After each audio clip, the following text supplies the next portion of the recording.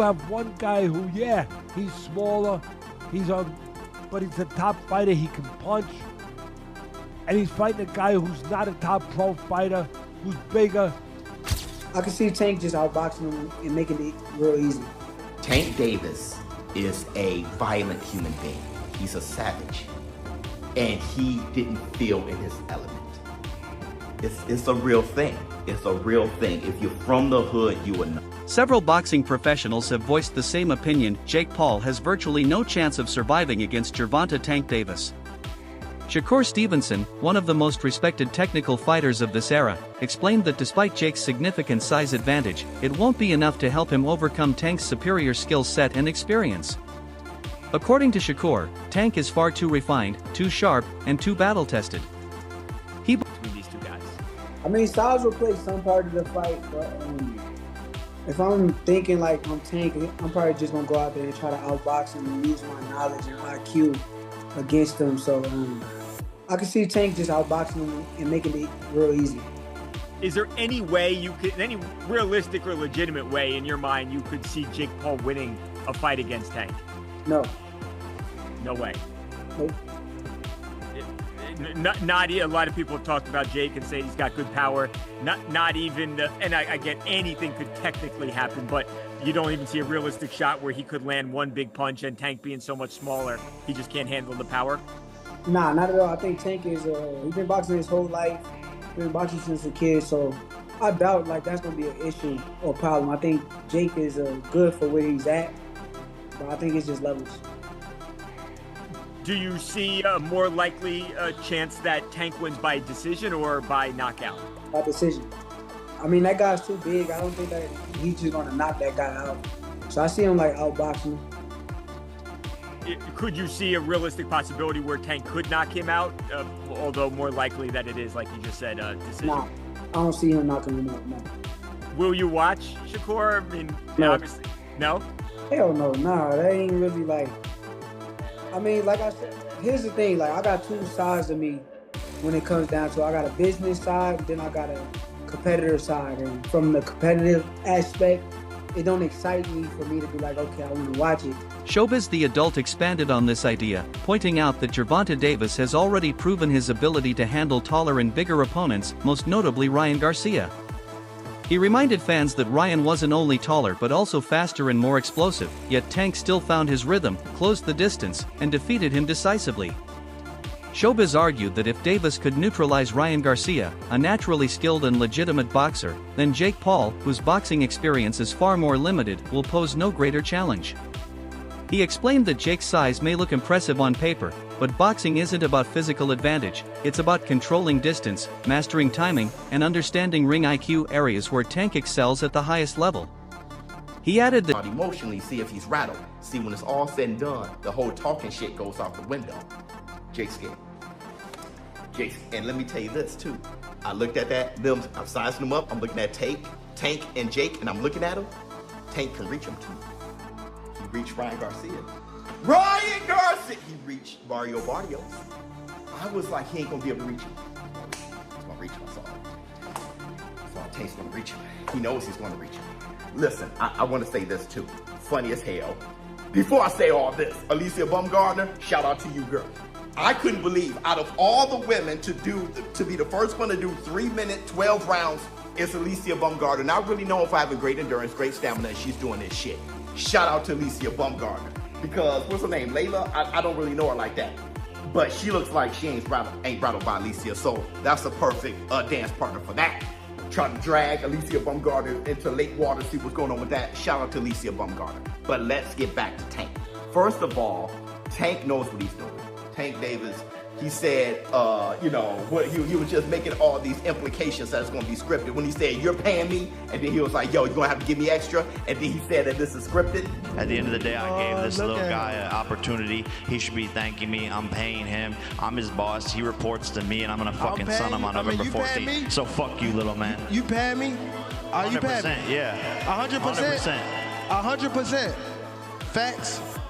Correct. Yes? Correct? Correct. I'm your daddy. Former world champion and boxing analyst Chris Algieri praised Gervonta Davis for his rare ability to draw massive attention every time he fights. Algieri explained that modern boxing isn't just about skill anymore, it's also about star power, entertainment, and the ability to fill arenas. Davis, he said, symbolizes this new era of boxing, where charisma and performance go hand in hand. Every time Tank steps into the ring, the buzz he creates electrifies fans both old and new. Interestingly, Algieri also credited Jake Paul for having a similar impact, though in a very different way. While Jake lacks the technical refinement of a world-class boxer, his entry into the sport has attracted millions of new viewers, people who might never have paid attention to boxing before. The face of boxing could be Jake Paul soon, and the face of boxing is basically. Yeah, the face of boxing now is based on if you sell and if people tune in and how many eyes are tuning in when you fight. Gervonta Davis had that. Jake Paul has that. Now they're fighting each other. Again, these are created products. These are still created products. Jake made his name going to Walgreens and making funny faces. You know what I mean? And it was just blowing up on YouTube and whatnot, right? I mean, that's how he started. The world we live in now, dude. It's unfortunate. Okay, it's not like Sugar Ray Leonard, who was the best fighter in the world and marketable. It's not like Oscar De La Hoya, who was a gold medalist, a great fighter and marketable. But what I'm saying is technology allows us to make, if I want to take this shoe off right here, and I say I want to make my Nike sneaker into the best product possible, and I got enough money to push it behind it. I put it all over your social media platform, and I put it all over your TV set and all over your phone and all over. You know what, bro? You're gonna start to get curious about the shoe. Charleston White, however, offered a much harsher take. He dismissed Jake Paul's boxing career entirely, calling it entertainment disguised as sport. According to White, Jake's fights lack the authenticity and unpredictability of true competition. Instead, they are carefully scripted exhibitions designed to generate money and social media engagement. He argued that Jake has yet to face a real, top-tier boxer capable of exposing his weaknesses. For Charleston, and for many boxing purists, Jake Paul has gamed the system, using boxing as a marketing platform rather than treating it as a craft. White warned that if Jake ever stepped into the ring with someone like Gervonta Davis, the difference would be night and day. Davis's world-class training, reflexes, and years of experience against championship-level opposition would expose every flaw in Jake's game. YouTube boxing and what people say is going on in the media, without a doubt, I think Charleston White is 100% right about that. Don't believe anything you hear. Don't believe anything you see. Wait to see how things play out, and ultimately everything will come out in the wash. Well, going into this fight with Gervonta Davis, I had my concerns about the fight because of he's the same type of reasoning that Charleston White used, except for mine is slightly different. I don't think that either one of these guys are going to try to do too much damage to each other. Number one, because if it's scripted, which more than likely to an extent it will be, Gervonta Davis is not going to put himself in a situation where Jake Paul is going to actually be able to hurt him. And with these 12-ounce gloves on top of Gervonta Davis's hands, which is bigger, 2 ounces bigger, I do. Veteran trainer and boxing analyst Teddy Atlas compared the potential matchup between Jake Paul and Gervonta Davis to the time Logan Paul fought Floyd Mayweather. He explained that while Jake might have a clear size and strength advantage, the deciding factor will always be experience, rhythm, and ring control. Atlas described Davis as a dancer in the ring, a fighter who moves with purpose, controls tempo, and sets the rhythm like music. Every step Tank takes, every punch he throws, has a calculated purpose. According to Atlas, Tank has spent his entire career facing dangerous opponents and learning to break them down strategically. Jake Paul, meanwhile, lacks the sharpness, reaction speed, and tactical awareness needed to compete at that level. Boxing, Atlas said, is not about muscle or intimidation. I liked this when I heard it. No, I didn't like it, to be honest, for the optics and everything else I just said.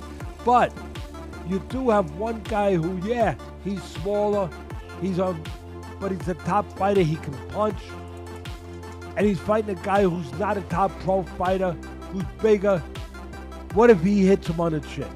What if he hits him on the chin? It'll wind up selling. And that's what'll wind up selling. The what if. What if Tank makes him do a cha-cha? He hits him on the chin, and Jake Paul, we're going to find out if he can dance. Whoa, whoa, whoa, whoa. You know, do the cha-cha. That's what's going to sell it. And you can't argue that what if.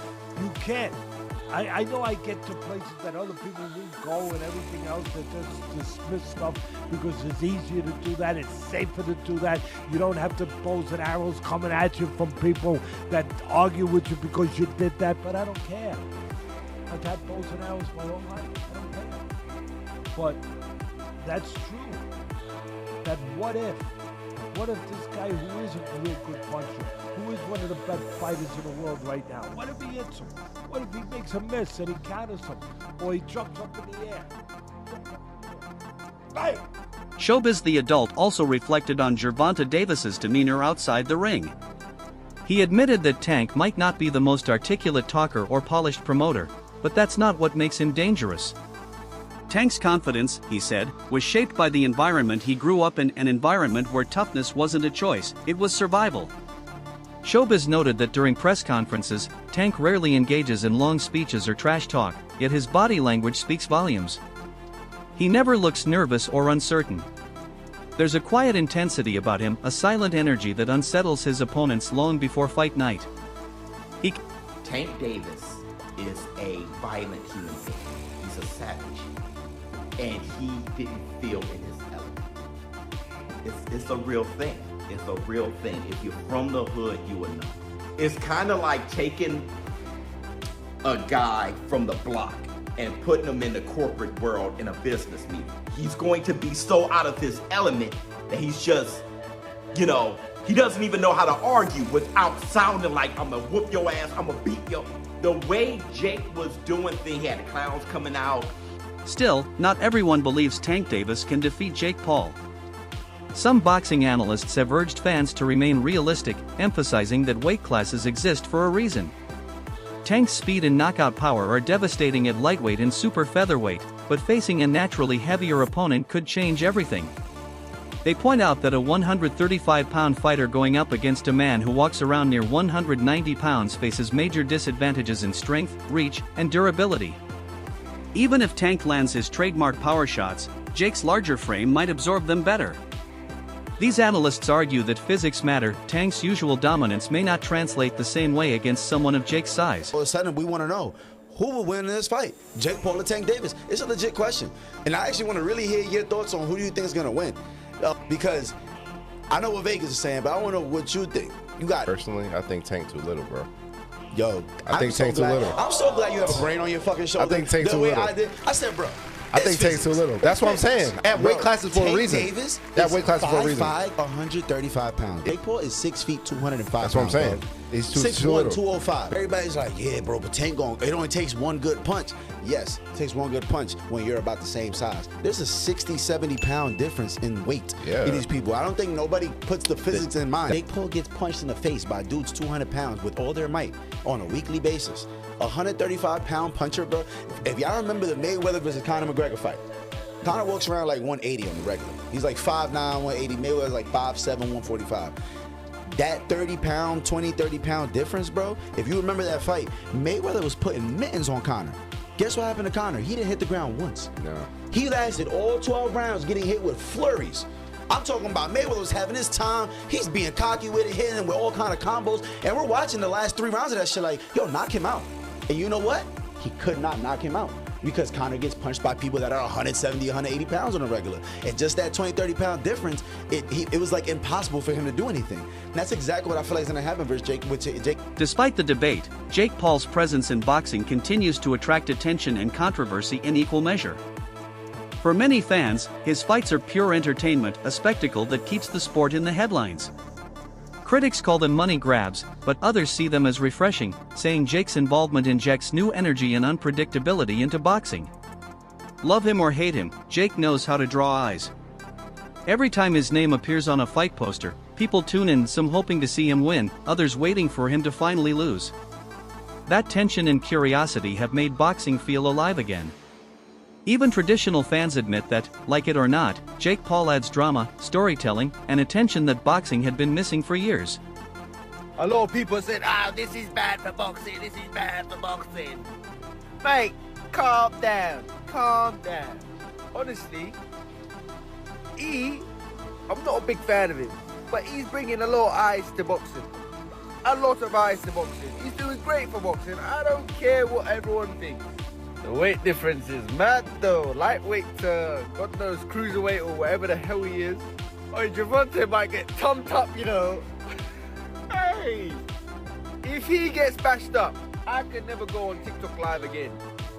The TikTok warriors are going to give me a hard time. They're going to say Jake Paul is undisputed. Oh my God, he's the best thing since sliced bread. British heavyweight Dave Allen offered a more balanced take on the potential fight. He admitted he wasn't a fan of Jake's previous bouts against Mike Tyson or Julio Cesar Chavez Jr., which he dismissed as publicity stunts. However, he sees a potential matchup with Gervonta Davis differently. Allen believes that as long as no one gets seriously hurt, it's acceptable as entertainment. He acknowledged that while Jake isn't an elite boxer, his hard work and dedication are genuine. His fights get people talking, and that conversation benefits boxing as a whole. In an exhibition. Thing with Jake Paul, I think he's a good area title level fighter, and that's a good level. Like, and you can be proud of it. Do you know what I mean? Like, it's good. But the Mike Tyson fight I didn't like.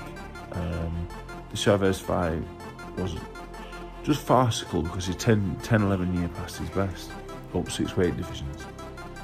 But less of a problem because Chavez wasn't in his 50s.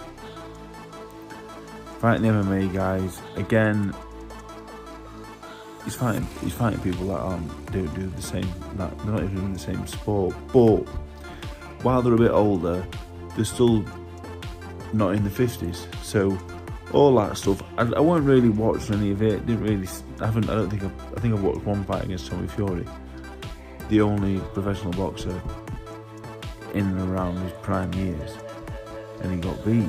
But I think his area title level, I think he works really hard, I think he trains hard, and I don't think he's a bad fighter at all. I don't think he's I don't think he's a good fighter, but he's not a bad fighter. With experience, he's not bad at all. But Gervonta Davis is a lightweight. So, by all means, if they make a few quid and nobody gets hurt, then great. But I certainly wouldn't be paid a penny to watch it. I think it's just absolutely ridiculous, farcical. Who wants to watch an exhibition? Gervonta Davis is in his prime years. Why is he wasting his time? Why is that having a rematch with the fella he got a draw with? Why is he not fighting? Expanding on his thoughts, Dave Allen described Jake Paul as a decent area-level fighter, someone who, for his limited experience, has achieved a respectable level of ability. He trains hard, takes the sport seriously, and has earned some credibility. However, Allen criticized many of Jake's opponents, especially Mike Tyson and Chavez Jr., calling those fights ridiculous due to their age and condition. The only truly competitive fight Jake has had, according to Allen, was against Tommy Fury, and he lost. Yeah, you're seeing what I'm saying. Tank Davis versus Jake Paul. I don't buy it for a second, but apparently they were in negotiations to have this fight happen if Tank Davis beats his previous opponent, which obviously ended in a draw. Which means he's obviously going to go and rematch Lamont Roach in his next fight. But come on, Tank Davis versus Jake Paul. Jake Paul is a cruiserweight / heavyweight. Tank Davis is a lightweight. This is Jake Paul's mindset. Okay, I'll fight a legit professional boxer, OAP. I'll fight a legitimate professional boxer who's his age, loses. Okay, I'll fight another professional boxer who's half his weight. Honestly, I don't care how big Jake Paul is, I generally do think that Tank Davis would beat Jake Paul. I think Tank Davis would be too fast, too slick, outbox him, move around. He wouldn't knock him out, obviously. I don't think he'd knock him out because of how big Jake Paul is, but he would outbox him 100%.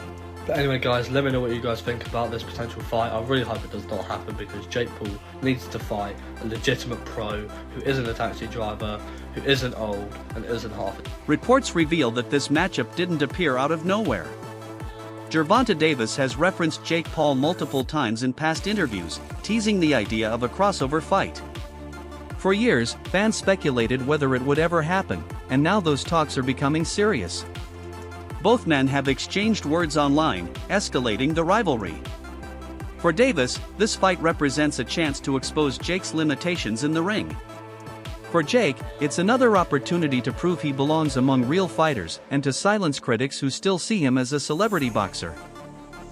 Because yes, Floyd didn't have the punching power Gervonta had, but even if Gervonta lands, I don't see him hurting Jake to the point he knocks him out. So what are we even doing? Where's the idea of this gonna, where's the idea that Gervonta's even gonna hurt him?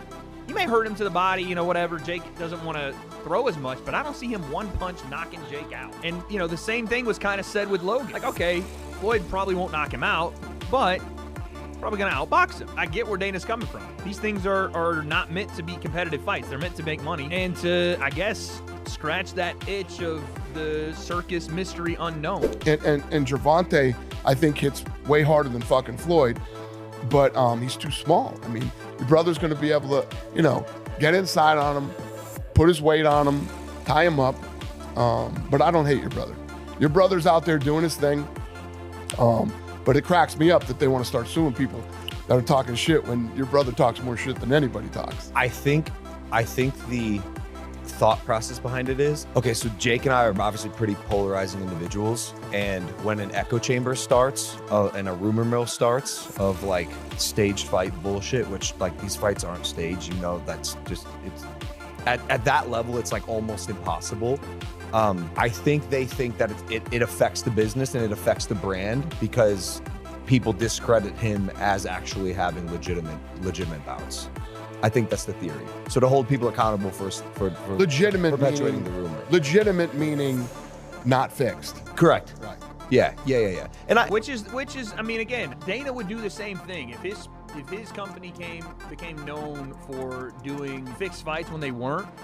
Then he would try to find the same way to hold people accountable if they were reputable people saying that, right? So the whole Jake suing people for blatantly trying to say he fixes fights or he stages fights or people have no knockout clauses and all the other bullshit, I understand. Now, again, people need to use their words more accurately if they're upset about what Jake is doing. All you have to do, if you're upset with the way Jake is moving in his career, is say, what some people do say, which is, we like to see Jake challenge himself. We don't want to see these exhibitions, these fights that don't make sense for what you said you want to do or what you purport to want to be in the sport of boxing, which is a world champion. We want to see you fight active fighters around your skill level. That's it. But you can't go on there and go, oh, look, another rigged fight. Oh, look, another fake fight. The final debate among experts focuses on the question of power. Gervonta Davis is known for his knockout ability at lightweight and super featherweight, but analysts wonder whether that same power will carry up against someone of Jake Paul's natural size. They explain that a punch capable of folding a 135-pound opponent may barely shake a man who weighs close to 200 pounds. Jake's durability and reach could absorb Tank's attacks in ways smaller fighters cannot. That doesn't mean Davis lacks skill, it simply means his typical formula for victory may not apply the same way in this matchup. He'd have to rely more on speed, precision, and technique rather than raw power. And that brings us to the end. Whether people view it as a legitimate contest or a celebrity spectacle, the talk surrounding a potential Jake Paul vs Gervonta Davis fight has ignited the boxing community. It's a clash between two very different worlds, the influencer era and the traditional fight game. One thing is certain, when these two names share a headline, the world pays attention. Until next time, stay tuned for more updates as the story continues to unfold.